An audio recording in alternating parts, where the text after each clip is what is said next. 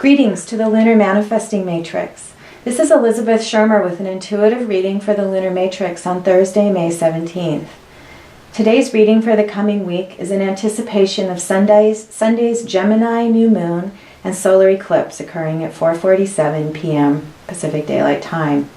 The guidance in this reading covers preparations for the new moon through the first quarter moon on Monday, May 28th. The new moon each month always supports new birth and new beginnings and gives us the opportunity every month to experience the inspiration of a fresh start. As seems to be true of every lunar event, every week since the beginning of the initiation of this dragon year of 2012, this week's new moon event is involving so many important and significant details and aspects and special potentials. So I'm going to do my best to summarize some of those here today along with the intuitive reading. The most important message for you to receive in all of this is what I have to say most of all is not to be concerned that you're going to miss anything. If your intention is to fully receive all the benefits that are available in this time, that's the most authentic intention you can hold. And then above that, just ask for support and guidance for what will be most helpful to you. So with that spirit today, I'd like to talk about this very special month of planetary initiation, which began with the May full moon and ends with the June full moon eclipse. So this week's new moon falls at the midpoint between these two significant full moon events, which will anchor this initiation of light. And the new moon offers us each the opportunity at this midpoint of the initiation to feel the truth of this powerful destiny, the powerful personal destiny seated within each of us, and also the powerful planetary destiny for expansion. We have the opportunity now to realize our personal dreams and desires as full participants in this birth of new worlds and new realms of unity consciousness. This is what the ancient mystics have been pointing to. This is the importance of these times. This is the deep truth of the mythic year of 2012. This is the time we've been waiting for. We're here together now. With the new moon in Gemini on Sunday, we receive specific support for this new initiation of light through a deeper activation of our relationships and our connections to all of life. We can explore new ways to be in the world through all of these connections, both physical and energetic. In other words, the Gemini new moon extends this light of initiation into all the grids of light that connect us and all members of the planet with all of the rest of creation. The matrices are being activated again at a new level with the new moon.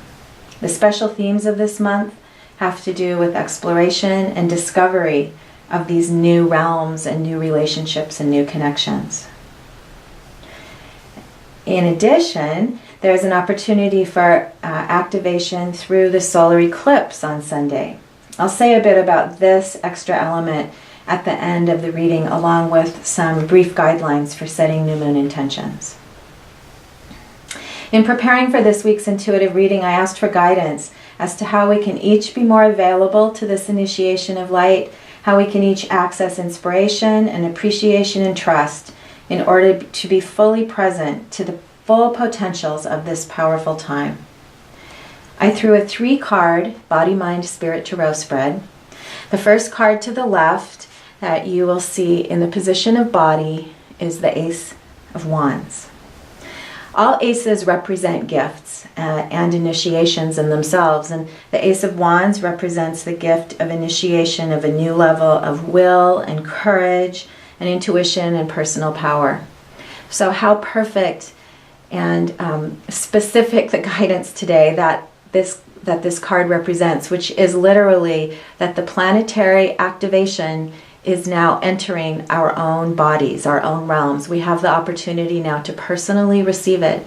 And the light of the new moon will give us an additional personal connection to this planetary beam of light and planetary initiation of light. So the most specific guidance for us with the gift of this card today is to know that the light is there. And you can even work with the image that you can see here of this strong ray of fiery light, and just see it pouring in through your crown, all the way through your body, and then deep into the planet. And so in this process, it will activate your body, your cells, your physical and energetic being, and also activate your own connection to Earth. The second card today in the center, in the position of mind, is the Seven of Swords. And in this deck, the Seven of Swords is called futility, and it represents a self-sabotaging pattern that we each hold.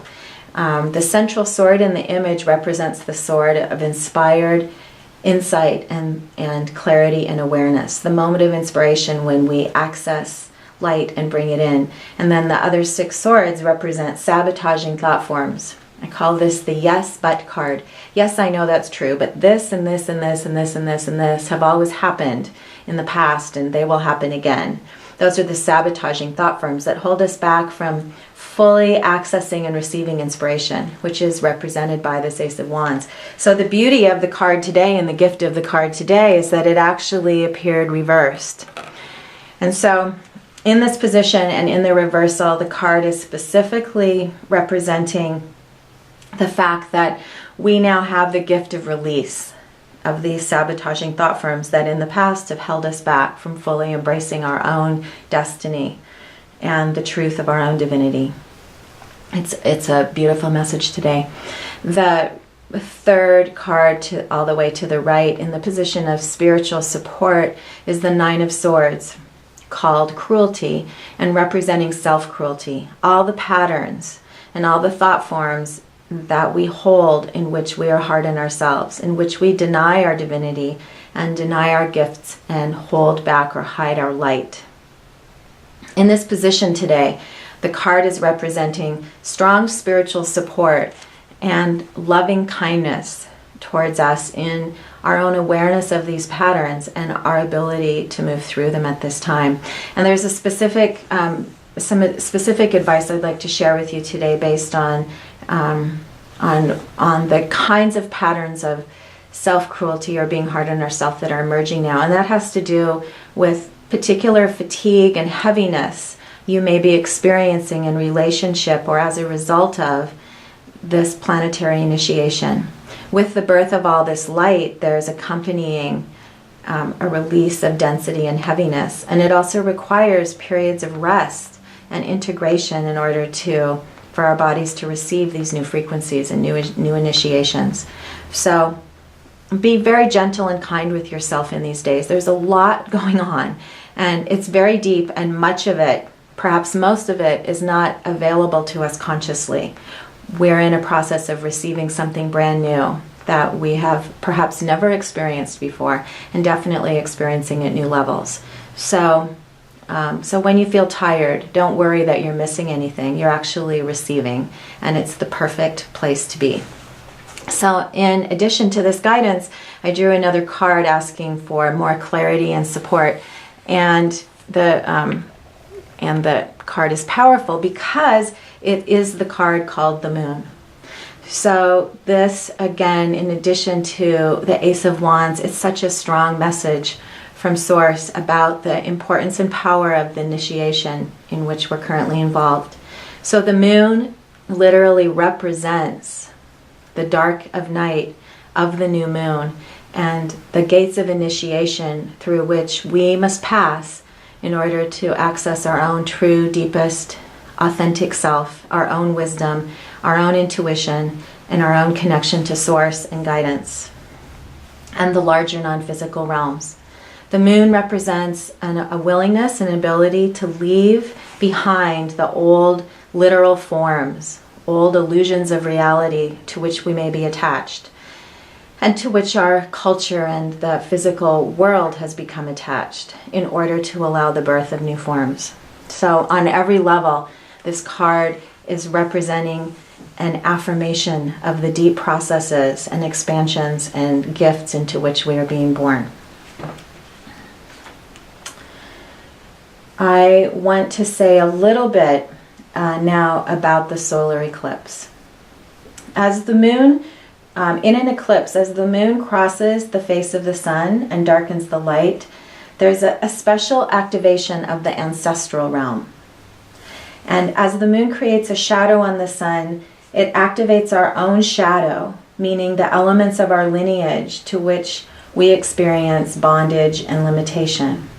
This is why, on a very deep visceral level, the experience of a solar eclipse can activate fear or apprehension, because it's actually activating our shadow. With this activation, there is great potential for support from the ancestral realm and from all the realms of light. The synchronicity of this complete solar eclipse during the month of the planetary initiation is the opportunity for each of us to come to clarity about which elements of our lineage we will embrace and carry forward as strengths of character, and which elements of our lineage no longer serve us, those we wish to release. You can incorporate these awarenesses into your new moon intentions this week. This week I personally created a statement of intent, embracing those qualities of lineage which I choose to carry forward, and stating the qualities which I choose to release. I wrote statements of what I embrace and statements of what I release. And I've placed that statement on my altar in anticipation of activation during the new moon and solar eclipse. So this is, you may choose to embrace a similar process for yourself as part of your new moon ceremony and new moon intentions this month. So a quick summary of the main points, as I know I covered a lot today. First, from the cards, the Ace of Wands, ground. Receive the initiation of light through the practice of grounding. See source light pouring in through your crown, moving all the way through you, activating your physical body, your energetic body, and then passing through you into the earth. And realize with this activation of light, going all the way to the core of the earth, the lunar matrix and the path of the moon, the matrix of human consciousness, which the moon traces, is also being activated. Second, Seven of Swords. Trust your inspiration and release sabotaging thought forms. There's much support for that now. Third, be patient with yourself, the card for self-cruelty. Feelings of heaviness and fatigue are part of this process. Don't try to force your way through fatigue right now. It's a very important aspect of the initiation. Be kind to yourself. And finally, the moon. Embrace your own wisdom path. Take the opportunity every day to choose your own authenticity over old forms of behavior. Pass your own gates of initiation and release limiting patterns and limiting perceptions of reality that hold you back from the larger worlds and realms to which you are being born. I end the session today with blessings and intentions for the highest and best for all. Remember, the new moon is at 4:47 Sunday afternoon. The most potent time to set new moon intentions is in the hours leading up to the new moon. Then, at the moment when the moon and sun come into alignment, your dreams and desires are activated and carried along with the stream of new birth. Many blessings and happy new moon. Have a wonderful week. This is Elizabeth Schermer with the Lunar Manifesting Matrix.